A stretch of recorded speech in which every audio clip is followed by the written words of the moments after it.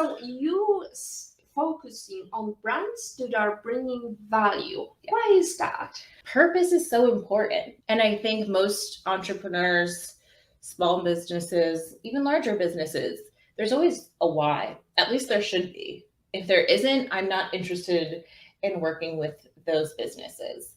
I think there's a greater reason. We all get into business or even take a job, whatever that thing is, for a reason, because we love it, we're connected to it, we believe in it. There's a mission that we want to get behind and we want to support. And I feel that way about those that I work with. I can't work with someone that I just don't believe in the work that they do. And I think that makes sense for both sides. Like, you have to feel aligned. And those businesses that I feel most aligned with are purpose driven. They care about people's health. They care about people's happiness. They care about purposeful work and making this community a better place. And I think that goes back to the positivity piece that I was missing in local TV news, where it felt like I was telling these negative stories that impacted people, that hurt people in a way when it didn't lift them up.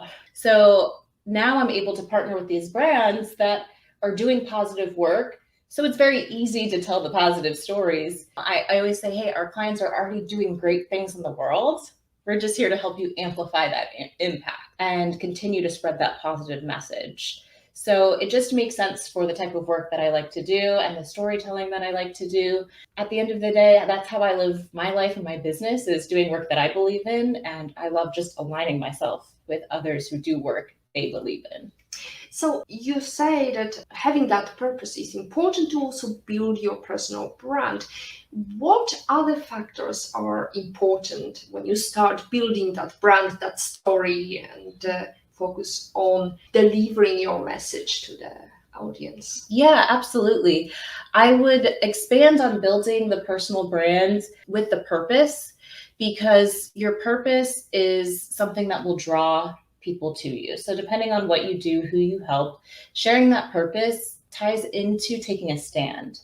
I think I saw a statistic that about 70% of consumers want to do business with brands they believe in, that are taking a stand on issues. So sometimes people are afraid to stand up for certain issues for fear that they may turn off other potential consumers or clients. But I think that showing what you believe in draws more of the right people to you. So I think that's a big piece of building your personal brand. What are your core values? Establishing that. What do you believe in?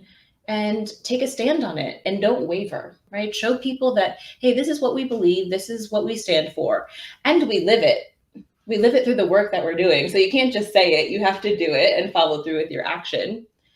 And then I think as far as the personal brand, don't be afraid to also just showcase you living it. I think the personal brand we're building and we're doing work that we live in our day-to-day life. So not only are you helping people in your business, but you're probably doing this in your personal life. So don't feel afraid to show how you do this in your day-to-day as well.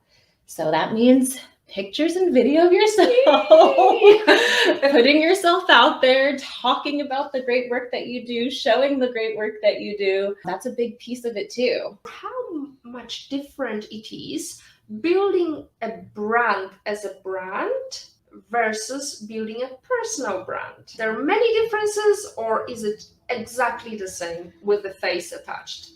It's definitely different, because I've worked with the clients who aren't necessarily the personal brand, and what you have is the business story. But then you might have, if they're the founder, there's the founder story. So those are both very different. But with the personal brand, the story of that founder tends to be the story of the business and guides the story of the business. I favor the personal brand because I do think that it opens up more opportunity for connection. No matter whether you have a business or a personal brand, I think it's important that you do have faces attached to it, because at the end of the day, people do business with people. They don't do business with just a logo, with a brand name. Now, unless you're talking about, like you said, the Campbell Soup, you have the FedEx, or you have the Home Depot. We don't really know the faces behind those big brands because they're so established. But I think when you're talking about building and as a small business, having a person attached to that is going to be key to building connection with your audience. So whether that's you as the CEO and founder or someone else on the team who's more of a spokesperson, I think it's important that that person shows up and represents the business so that people have someone to connect to.